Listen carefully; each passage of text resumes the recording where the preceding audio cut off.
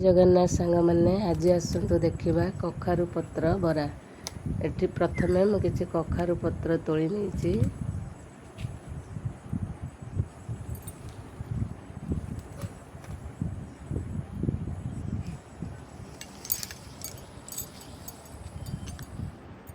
तापरे पत्र को भल भाव धोई सफा कर देछि।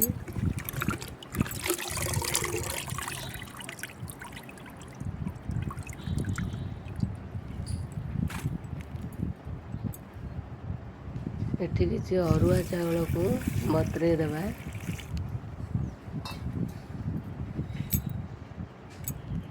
तापरे प्रेसर रे किछि आलू सिझे देबा।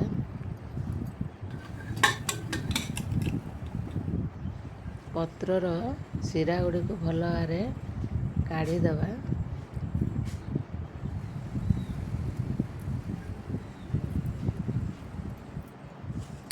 चावल अरुआ चावल बतरी गला परे ताको भल भाव धोई दे सफा करदेबा।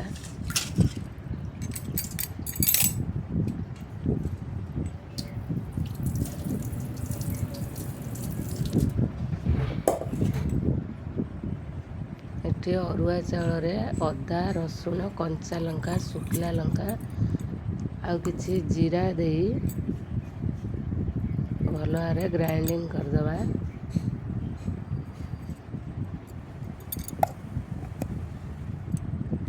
एठी प्रस्तुत होगा अरुआ चावल पेस्ट।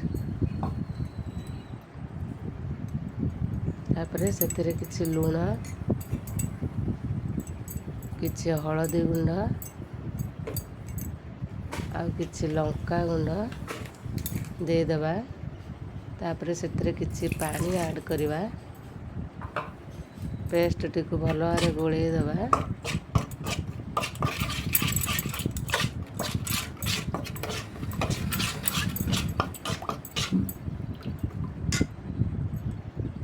आलू ये सीझा आलू रे किछि लूण कंचा लंका और कटा पियाज जीरा गुंड दे भल भाव आलू को चकटी देबा।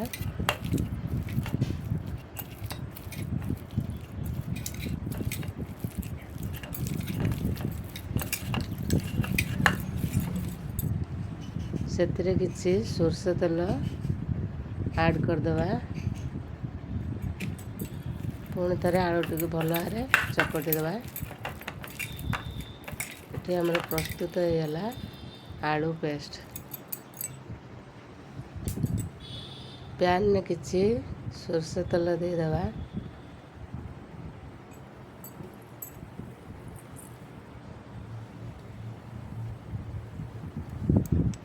तापरे एठी पत्र रे आलू स्टफिंग दे पत्र को यही भाया फोल्ड कर देबा।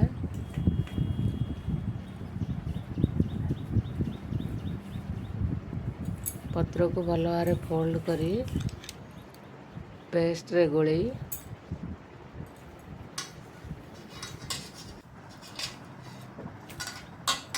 बराटी को भल भाव गोली दे बड़का पेस्ट गुड़ी को गड़े देबा।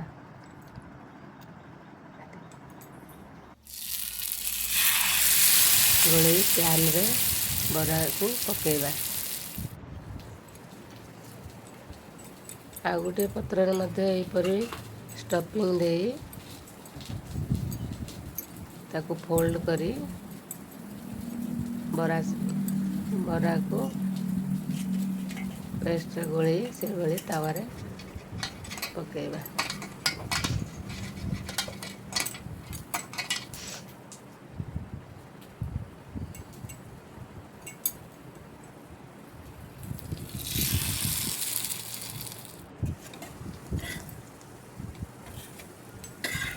बरा गुड़िक गोल्डन कलर हो आसला पर ताको गोटे पात्र रे काढ़ी दे।